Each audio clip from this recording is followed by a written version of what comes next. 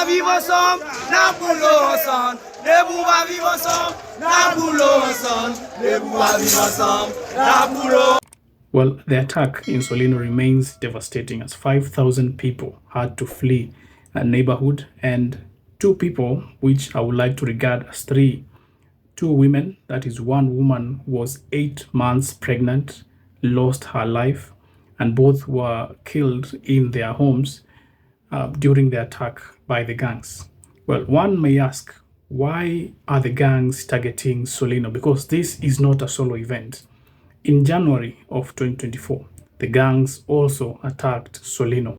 So in this video, we are going to discuss why the gangs are very, very much interested in Solino and what the Viv Ansanm entails, and why is the Viv Ansanm becoming very, very lethal as time is going by. Well, before we get there, I would like to thank you for the 2,000 subscription that you have given this channel in a very short period of time. And I promise to continue to give you updates on what is happening in Haiti, what is happening in Kenya, and what is happening to people of African descent all across the world.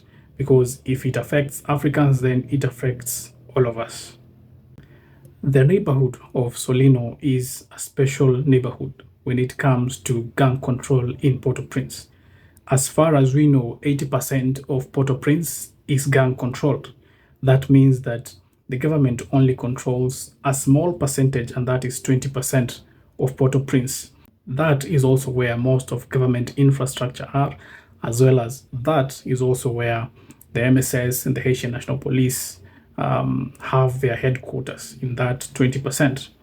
Well, it is also important to note that the Haitian National Police have been doing a tremendous job in ensuring that the Haitians are in safety.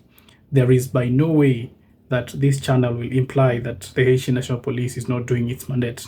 The Haitian National Police is on the front line to make sure that the people of Haiti are secured, that they are living peacefully, and they do that every day. They go where people are fleeing to make sure that they ward off the gangs. They are supported by the MSS forces. So when we speak about the MSS forces, we are in no way discrediting the good job that the Haitian National Police are doing in Haiti. Well, the Viv Ansanm started last year, September, to be specific, 22nd September of 2023. The main aim of the Viv Ansanm was to have one voice of all gangs to represent their petitions, and that is by far and large through armed struggle against the establishment, against the Haitian National Police and the government of the day.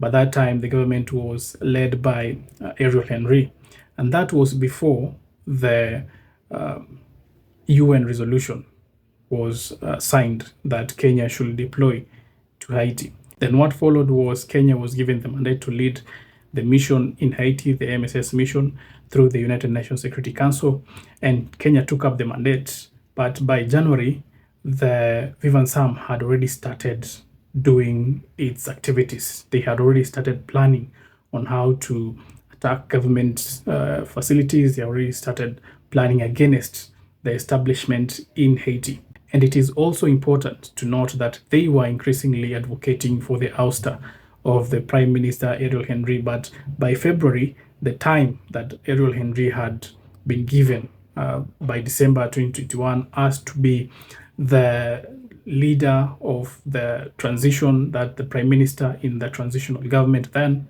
had already expired, and Ariel Henry was supposed to leave that particular docket for someone else. So the petitions to that extent were genuine. But the way that they were advocating for this definitely was not the right way. So the Viv Ansanm on around 18th of January attacked Solino. That is 18th of January of this year. They attacked Solino. And Solino lies in between the buffer zone. Solino is like the edge of the safe neighborhood and neighborhoods that are controlled by gangs. So that is the significance of Solino. Solino should not be let to fall, because if Solino is let to fall, there are some important neighborhoods like Kanape Vat that now will be just right beside the gangs. It will open the possibility of gangs now going into neighborhoods that have been safe for all this time. That is why Solino should not be allowed to fall. And that is why Solino has been a very, very important hotspot when it comes to defending Port-au-Prince. If Solino is left to fall, then all these other neighborhoods are going to be at risk. And remember, these are the neighborhoods that when people are fought from different regions, they go there to seek refuge because these are regions that are under government control. So it is very important for Solino to be held by the government and to make sure that that neighborhood does not fall under gun control. So that is the significance of holding Solino to be under the government, and that is the significance of the attack that was happening since last week, Thursday, and culminated to a very heightened situation just 24 hours ago when all these gang members and people wielding guns stormed into Solino, making people to flee and killing the people that I have mentioned earlier. So the purpose of the Viv Ansanm letter earlier in the year, because it was formed, as I said, late last year, that is on September 22nd, 2023. But the way we are seeing this coming out is that the gangs are now metamorphosizing because they knew that right then, 2 years ago, 1 year ago, they were only fighting the Haitian National Police. To them, it was a bit easier to fight the Haitian National Police even without them coming together. But what changed is the fact that there was a UN resolution. The UNSC gave a resolution and gave the permission for Kenyans or for the international community to come in Haiti and boost the Haitian National Police. That means that 400 more police officers were sent and are in Haiti as a boost to the Haitian National Police. That meant that gangs did not view this support in the best way because they were coming to fight them. And they were very categorical that should they come, then we are going to have other means of how we're going to defend ourselves. And that is now the sole purpose of the Viv Ansanm.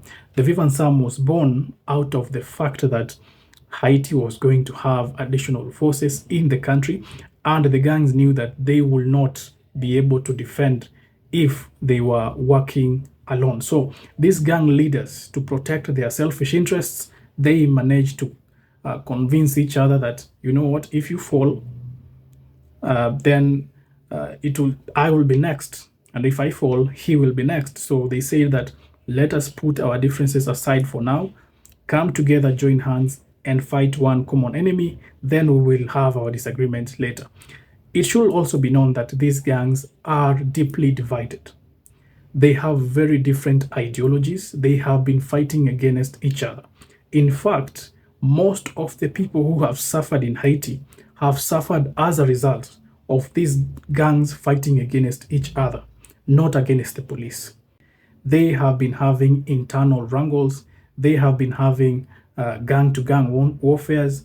For example, there was a time that the Crase Barrier, the gang that was attacked the other day with MSS and Haitian National Police, there was a time that the Crase Barrier, sometimes, I believe last year, when they had an internal dispute where the payment among the gang members were delayed, and they had an internal conflict that led to the death of 63 members of that gang.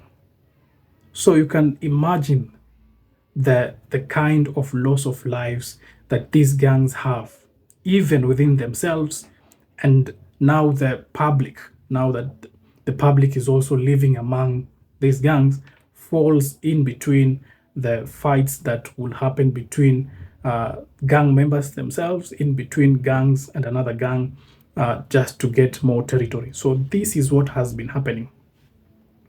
And the Viv Ansanm now came as a result of the fact that the MSS are coming to Haiti, that the Haitian National Police will have more support from outside forces. They will have more support in terms of tactical forces that are going to support the Haitian National Police in fighting the gangs. They had to come up with something, and that is the genesis of the Viv Ansanm. Now, the Viv Ansanm in the first quarter of the year was majorly going to attack the government facilities, and the mission was to oust Prime Minister Ariel Henry. But we've seen the Viv Ansanm now changing stances to be more clear on what they want.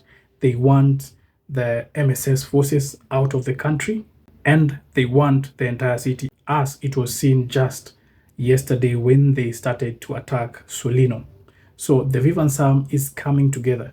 They are making a statement that they are not ready even to negotiate with the government of the day, despite having gangs that will want to negotiate and others who don't want to negotiate. Yesterday's action showed that the Viv Ansanm is not so much interested in negotiating. They are ready for war. They want to fight. And that message was gotten clear by the Prime Minister, who also doesn't want to negotiate with anyone. So he took the police officers that are guarding the VIPs and sent them to the front lines. Because if they cannot defend Solino, and that is very important now, the importance of Solino. If they don't defend Solino, then it will be easy for these gangs to penetrate even where the VIPs are or where the VIPs live, these safe neighborhoods that have never experienced gang violence like forever. So there was no point of these police officers, hundreds of them, guarding VIPs and let the gangs infiltrate their neighborhoods, then fight from their doorsteps. So it was important for the Prime Minister to make that drastic decision to send these elite forces at the front lines to safeguard Solino. So you can see there is a lot of force from both sides. As you can see the video, a lot of gang members went into Solino. That is the strength that they want to push to Solino.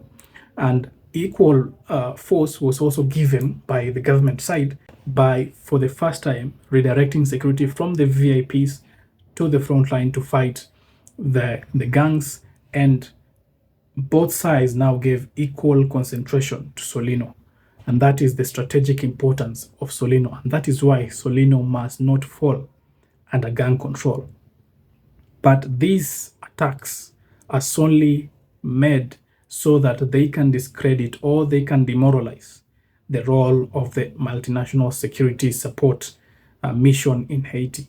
That is the main role, that they should make them to feel as if they are not doing enough, that they should make them to be seen in the international view that they are not doing enough. Yet we know that they don't have enough equipment, they don't have enough men on the ground, because the deployment phase is not yet over. It is barely even a quarter of deployment that have been made so far. So they know that they have a small window before now the full deployment of the MSS forces is completed, because we know that that should be completed by the end of this year, and we only have about 2 months to the end of the year. They want to make the best for these 2 months, and that is why you are seeing that these activities have been heightened. We've seen a lot of attacks recently. If you've been following for the past 2 weeks, we have seen a lot of attacks from Atabonite region to different parts of Haiti.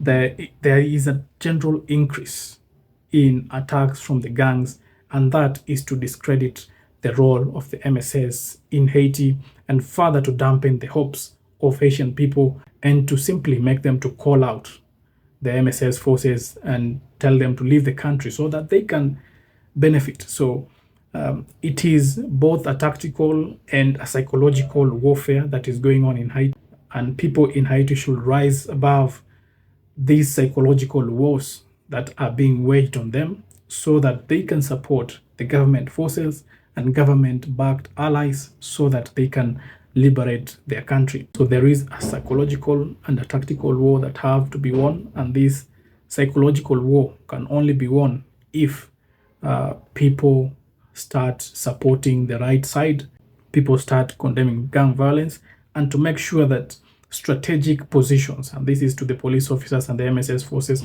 to make sure that these strategic neighborhoods like the Solino do not fall under gang control.